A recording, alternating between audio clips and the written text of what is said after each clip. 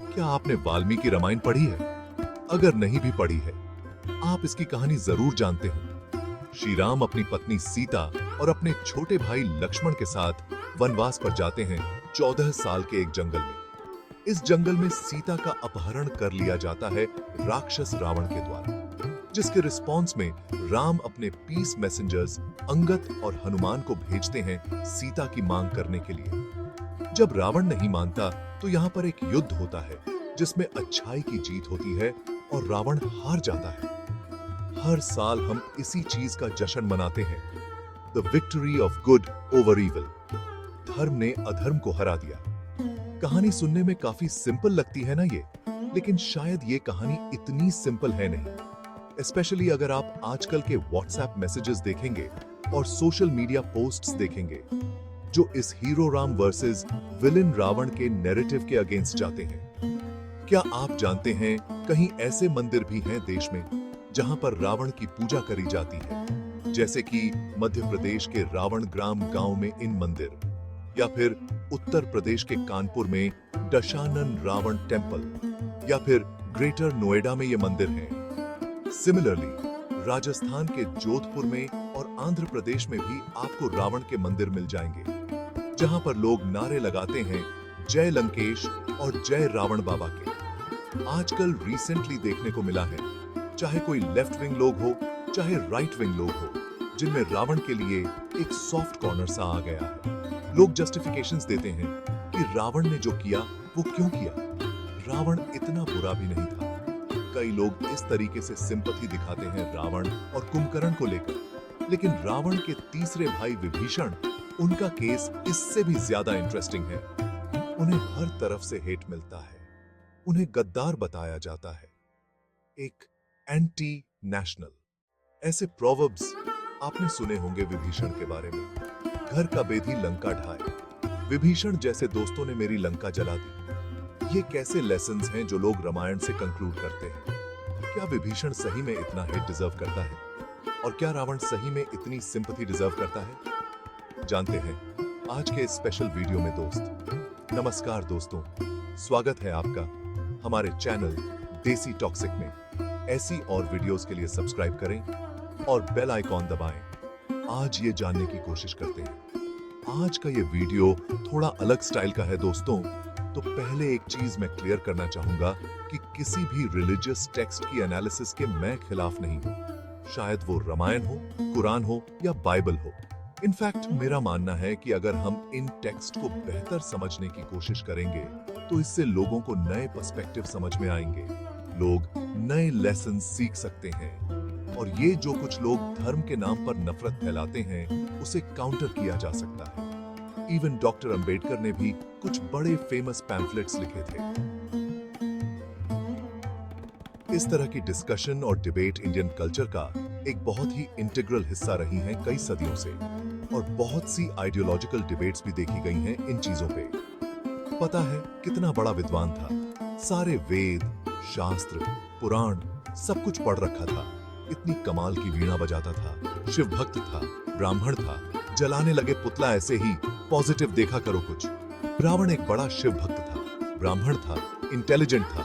तो मैं कहूंगा दोस्तों, इन पेंटिंग्स को देख ही रहे हैं, है नहीं कितनी सुंदर पेंटिंग्स? क्या आप जानते हैं इन सुंदर पेंटिंग्स को किसने बनाया है? इन्हें बनाया है अडोल्फ हिटलर। क्या आप जानते हैं वो एक बड़ा स्किल्ड पेंटर था? अब क्या इसका मतलब ये हुआ क्योंकि वो एक स्किल्ड पेंटर था आप उसे रिस्पेक्ट देना शुरू कर देंगे? या फिर इसे ले लीजिए, अहमद ओमार सईद शेख। ये एक ब्रिटिश पाकिस्तानी टेररिस्ट है। 1994 में इसने 3 ब्रिटिश और एक अमेरिकन टूरिस्ट को किडनैप किया था इंडिया में। 1999 में जब इंडियन एयरलाइंस की फ्लाइट हाईजैक करी गई थी तो इंडियन सरकार ने 3 टेररिस्ट को रिलीज किया था, उनमें से एक ही था। बाद में ये एक वॉल स्ट्रीट जर्नल की किडनैपिंग में इन्वॉल्व्ड था और 9/11 में भी इसका हाथ बताया जाता है। क्या आप जानते होंगे इतना इंटेलिजेंट था कि इसे prestigious London school of economics में एडमिशन मिल गया था। उस यूनिवर्सिटी में अपने दिनों में ये चेस चैंपियन था। साथ ही साथ इसे 5 भाषाएं भी बोलनी आती थी। तो क्या इस इंटेलिजेंस की वजह से ये कम बुरा इंसान बन जाता है? ऑब्वियसली नहीं। सेम थिंग रावण के लिए भी एप्लीकेबल है।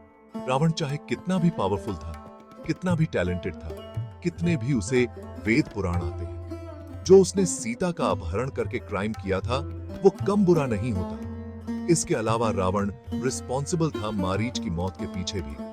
उसने मारीच से कहा था कि या तो मेरी मदद कर ले सीता को किडनैप करने में, या फिर मैं तुझे मार डालूंगा। उसके पास कोई ऑप्शन नहीं बचा। मारीच ने सोचा कि मैं श्रीराम के हाथों ही मरता हूं। इसके अलावा अपहरण के दौरान सीता को बचाने जटायु आया था, उसे भी रावण के द्वारा मर्सिलेसली मार दिया गया। लेकिन रावण एक शिव भक्त था। क्या शिव भक्त होने का मतलब ये हो गया कि जो मर्डर का क्राइम है उसके लिए माफ हो जाएगा? कुछ लोग कहते हैं कि रावण एक ब्राह्मण था, और ब्राह्मण आदमी जो होते हैं उनके अच्छे संस्कार होते हैं। लेकिन ये किस तरीके के संस्कार हुए औरत को इस तरीके से डिसऑनर करना? ऐसा क्यों है कि कुछ लोग आज के दिन भी लोगों की आइडेंटिटी को देखकर उसे अच्छा या बुरा कहते हैं, ना कि उसके कर्मों को देखकर? हाँ भाई, ये इंसान मेरी कास्ट से है, ये मेरे धर्म को मानता है, मैं जिसकी पूजा करता हूं ये भी उसकी पूजा करता है, तो इसका मतलब ऑटोमेटिकली हो गया कि ये अच्छा इंसान होगा। मुझे नहीं फर्क पड़ता इसने किसी का मर्डर किया हो या कोई गलत काम किया हो, मैं बस आइडेंटिटी देखता हूं। सोचने वाली बात है, यहाँ पर रावण के द्वारा की गई कई और एट्रोसिटीज के बारे में बताया गया है उत्तरकांड में, जो कि रामायण के बाद एक एपीलोग था। जैसा आप जानते होंगे कि आमतौर पर रामायण की कहानी खत्म हो जाती है जब राम, सीता और लक्ष्मण वापस अयोध्या लौटते हैं। लेकिन कुछ किताबों में आपको एक और चैप्टर मिलेगा उत्तरकांड करके, जिसमें राम के ऊपर दो बड़े एक्यूजेशंस लगाए जाते हैं। पहला ये कि उन्होंने सीता को बैनिश किया था, महल से निकालकर जंगल भेज दिया था, और दूसरा उन्होंने शंभू को मारा था, जो कि सो कॉल्ड एक लो कास्ट आदमी था। कई स्कॉलर्स इसके खिलाफ एविडेंस पॉइंट आउट करते हैं, कहते हुए कि उत्तरकांड एक प्रक्षिप्त था, यानी एक लेटर एडिशन था। इसे ओरिजिनल रामायण का पार्ट नहीं कंसिडर किया जा सकता। लेकिन अगर उत्तरकांड को यहाँ पर एक्नॉलेज भी कर लिया जाए तो रावण के जो गुनाह हैं वो कई गुना ज्यादा बढ़ जाते हैं। रावण ने अपने हाफ ब्रदर कुबेर पर हमला किया और लंका और पुष्पक विमान उनसे छीना। फिर रावण ने कुबेर के पीस मैसेंजर को मारा और राक्षसों ने उसकी डेड बॉडी को खाया। रावण वहां गया जहां राजा मारूज यज्ञ करने लग रहे थे, और वहां पे साधुओं को मारा और उनका खून पिया। उत्तरकांड सर्ग 18 श्लोक 20।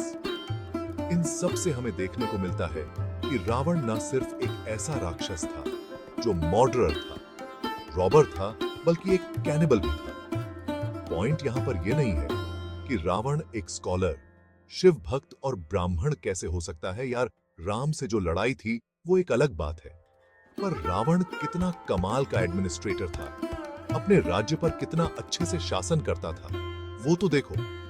एक्चुअली वाल्मीकि रामायण में ऐसा कुछ भी नहीं है जो सजेस्ट करता हो कि रावण एक अच्छा राजा था, एक अच्छा एडमिनिस्ट्रेटर था। इनफैक्ट जब शूर्पणखा रावण के पास आती है तो वो कुछ इस तरीके से उसे क्रिटिसाइज करती है। अरण्यकांड चैप्टर 33 शूर्पणखा कहती है, रावण बल्गर प्लेजर से एडिक्टेड है, अनगाइडेड है, लॉस्टफुल, ग्रीडी, एक ऐसा राजा है जो जनता के सुनता नहीं है, अपने देश को प्रोटेक्ट नहीं कर सकता, एक बेवकूफ है जिसके चारों तरफ ऑर्डिनरी मिनिस्टर्स बैठे हैं, हार्श है, एरोगेंट है, इंटॉक्सिकेटेड है, शॉर्ट टेम्पर्ड है, इवल माइंडेड है, और इसमें कोई अच्छी क्वालिटीज नहीं है। यह सब सुनने के बाद रावण का रिएक्शन क्या होता है? आखिरी श्लोक में महर्षि वाल्मीकि ने लिखा है कि एरोगेंट रावण इन सब चीजों को सुनते हैं और अपनी गलतियों के बारे में सोचते हैं। अब यहाँ पर तीसरा आर्गुमेंट शूर्पणखा को लेकर उठाया जाता है। रावण ने सीता का अपहरण तो किया क्यों किया?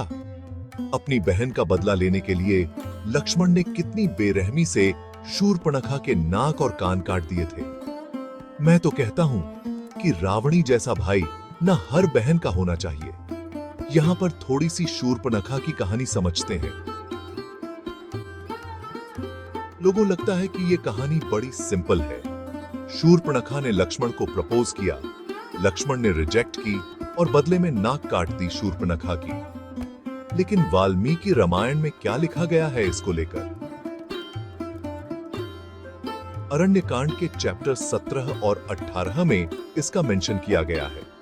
शूर्पणखा राम के पास जाती हैं शादी की मांग करने के लिए।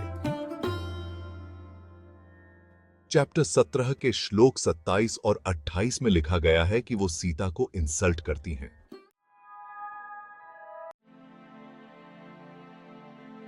सीता को बदसूरत, डिफॉर्म्ड, डिसफिगर्ड, फिफल वुमन विद फ्लैट बेली, ये सारी चीजें वो कहती हैं। वो कहती है कि वो सीता और लक्ष्मण को खा जाएगी और राम को बोलती है कि वो हस्बैंड बने होगी। राम लक्ष्मण को रीडायरेक्ट कर देते हैं। शूर्पणखा लक्ष्मण से पूछती है शादी करने के लिए। लक्ष्मण डिजेक्ट करके वापस राम की ओर रीडायरेक्ट कर देते हैं और फिर शूर्पणखा कहती है कि और वो सीता को खा जाएगी। एक्चुअली में सीता को मारने की कोशिश करी जाती है। फिर लिखा गया है कि लक्ष्मण शूर्पणखा की नाक और कान काट देते हैं एक तलवार का इस्तेमाल करके। ये रही मेरी पत्नी सीता, ये बद्दी औरत तुम्हारी पत्नी है, मैं इसे मार डालूंगी, मैं इसे मार डालूंगी, मार डालूंगी। कई लोगों वो पर्सपेक्टिव इस चीज को लेकर इस तरीके से शेप किया जाता है कि एक औरत को एक आदमी के द्वारा मारा गया। लेकिन अगर हम यहां पर जेंडर को रिवर्स कर दें, कोई दूसरा आदमी आकर आपकी वाइफ को मारने की कोशिश करता है और फिर उसका नाक काट दिया जाता है, तो शायद ही इससे कोई गलत कहेगा। लेकिन इससे भी ज्यादा इंपॉर्टेंट सवाल ये, क्या रावण ने सही में सीता का अपहरण इसलिए किया था क्योंकि वो रिवेंज ले रहा था शूर्पणखा को लेकर? इसका जवाब फिर से वाल्मीकि रामायण में मिलेगा। जब शूर्पणखा रावण से मिलने आती है तो शूर्पणखा कभी नहीं, इसलिए शूर्पणखा रावण से कहती है कि ये देखो कितनी अच्छी औरत है, कितनी सुंदर औरत है जिसे आज से पहले कभी नहीं देखा गया है। फिर वो झूठ कहती है रावण से कि उसने एक्चुअली में सीता को लाने की कोशिश करी थी, इसलिए लक्ष्मण ने उसकी नाक काट ली। और वो रावण को परसुएट करने के लिए कहती है कि अगर तुम सीता को अपनी पत्नी बनाना चाहते हो तो राम को जाकर मार दो। तो इन बातों से कहीं भी रिवेंज का इंटेंशन नहीं दिखता। एक फाइनल आर्गुमेंट यहाँ पर उठाई जाती है कि रावण ने कभी कोई छेड़छाड़ नहीं करी। रावण ने सीता का अपहरण तो करा, पर कितने इज्जत सम्मान से रखा, कुछ भी जबरदस्ती तो नहीं करी। इस चीज की ज्यादा डिटेल में मैं नहीं जाऊंगा। अगर आप चैप्टर 49 से 52 पढ़ोगे अरण्यकांड के, तो आपको दिख जाएगा कि रावण ने क्या किया सीता के साथ। यह डिटेल्स इस वीडियो के लिए काफी। रावण एक बुराई का सिंबल है क्योंकि उसने बहुत से ऐसे बुरे काम किए और कई उसके आसपास के लोगों ने उसे समझाने की भी कोशिश करी थी। सिर्फ विभीषण ही नहीं बल्कि कुंभकर्ण को भी लगता था कि रावण गलत करने लग रहा है। युद्धकांड चैप्टर 63। कुंभकर्ण रावण से कहता है, दुष्कर्म करने वाले का पतन होता है और तुम्हारे पाप की सजा भी जल्द ही तुम्हारे सामने आ गई है। अगर रावण के भाइयों को भी उसकी गलतियां पता थी, ऐसा क्यों है कि आज के दिन भी लोग अपनी जस्टिफिकेशंस बनाते हैं रावण के फेवर में? हर बहन को रावण जैसे भाई चाहिए। सब पाल में कि जितनी भाई कार हैं बच्चे, तो सबके रावण लिखा हुआ साइथी नंटे में। और रावण एक महान विद्वान था। रावण ने कोई बुरा काम नहीं किया। और अगर बुरा कर था तो माता सीता को ले जाता है अशोक वाटिका में क्यों बैठा? और भाइयों की बात करें तो अब सवाल आता है कुंभकर्ण और विभीषण का। आपको नहीं लगता है एक कॉमन सेंस वाली चीज है कि अगर आपका भाई कोई क्राइम करता है और आप उसे सपोर्ट करते हो तो आप भी पार्टनर इन क्राइम बन जाते हो। कानून की आंखों में आप भी उतने ही क्रिमिनल कहलाए जाओगे। और कुंभकर्ण को पता होने के बाद भी उसने इस जंग में हिस्सा लिया। अच्छा, तुम हो कुंभकर्ण, लंका के सबसे बलशाली योद्धा। अब ये हनुमान तुमसे युद्ध करेगा? हो हा। तो अब फाइनली विभीषण पे आते हैं। विभीषण का केस बड़ा इंटरेस्टिंग है दोस्तों। इंटरेस्टिंग इसलिए क्योंकि ये कोई इतना यूनिक केस नहीं है। हमें रोजमर्रा के जिंदगी में ऐसे केसेस देखने को मिलते हैं। फिल्मों में भी ये बहुत दिखाया जाता है कि कुछ लोग जिन्होंने अपनी साइड बदली सही की राह पर चलने के लिए, और आमतौर पर हम इन लोगों को एडमायर करते हैं। जैसे कि दीवार फिल्म जो आई थी, उसमें ऑनेस्ट पुलिसमैन जो थे रवि, वो अपने गैंगस्टर भाई विजय को पेपर पर साइन करने को कहते हैं और कहते हैं कि सारे क्राइम को छोड़ दो और पुलिस के सामने सरेंडर कर दे। इन दोनों की मां भी अपने गैंगस्टर बेटे को सपोर्ट नहीं करती और फिल्म के एंड में रवि ही अपने भाई विजय को मारते हैं। कहने के लिए रवि ट्रेटर हो गए अपने परिवार के लिए, लेकिन हीरो है फिल्म के। सिमिलरली वास्तव फिल्म में रघु एक गैंगस्टर बन जाता है, ड्रग एडिक्ट बन जाता है और बाद में उसकी मां ही उसे मारती है। रियल लाइफ में भी ऐसे केसेस देखने को मिले हैं। 2019 में निकोल शूबर्ट अपने बेटे की डायरी में लिखा हो देखती हैं कि वो एक मास शूटिंग प्लान करने लगे। वो सीधा पुलिस को फोन करके बता देती हैं इसके बारे में। 2022 में जब इसके बारे में उन्हें बात करी थी, एक मीडिया के इंटरव्यू में उन्हें बता या कि कितना मुश्किल डिसीजन था ये अपने खुद के बेटे के अगेंस्ट जाना, लेकिन अगर एक आदमी की भी जान बचती है तो ये वर्थ ईट था। तो जब विभीषण यहाँ पर अपनी साइड बढ़लता है और अच्छाई का रास्ता चुनता है, तो ऐसा क्यों है कि लोग लॉयल्टी को ज्यादा इंपॉर्टेंस देते हैं और सही और गलत को कम इंपॉर्टेंस देते हैं? अगर आप किसी एक ऑर्गेनाइजेशन का हिस्सा है, वो ऑर्गेनाइजेशन गलत काम करती है, आप उसे छोड़कर दूसरी साइड स्विच हो जाते हैं, आप एक गद्दार कहलाए जाएंगे। लेकिन क्या इस केस में गद्दार होना सही चीज नहीं है? इसी चीज को और बड़े स्केल पर देखा जा सकता है।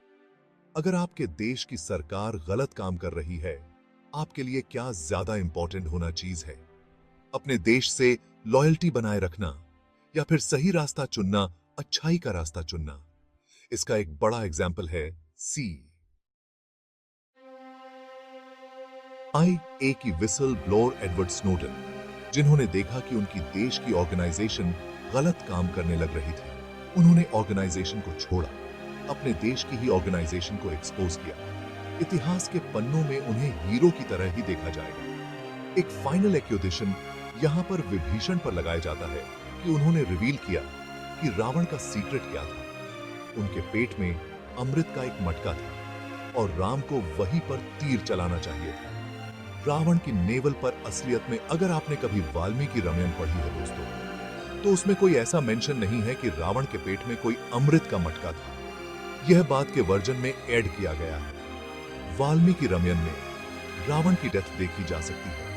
युद्धकांड चैप्टर 108 श्लोक 16 और 17 में जब राम एक स्पेशल तीर शूट करते हैं, बड़ी रफ्तार से, जो इविल माइंडेड रावण के सीधा दिल पर जाकर लगता है। विभीषण होने का मतलब है नॉन कन्फॉर्मिस्ट होना, जो कि तब भी और आज भी एक अच्छी चीज है। आपकी किसी के भी प्रति इतनी लॉयल्टी नहीं होनी चाहिए कि आप अच्छाई और बुराई के बीच में फर्क ही भूल जाओ। और जैसा रुडयार्ड किपलिंग ने अपनी पोयम में कहा था, विभीषण की वजह से लंका का डिस्ट्रक्शन नहीं हुआ है, बल्कि रावण और कुंभकर्ण के बुरे कामों की वजह से लंका का डिस्ट्रक्शन हुआ है। तो क्या लेसन सीखे आप इस पूरे वीडियो से? नीचे कमेंट्स में लिखकर बताओ। मिलते हैं फिर अगले वीडियो में दोस्तों। बहुत बहुत धन्यवाद। अगर आपको यह वीडियो पसंद आई है तो इसको लाइक और सब्सक्राइब करें हमारे चैनल देसी टॉक्सिक को।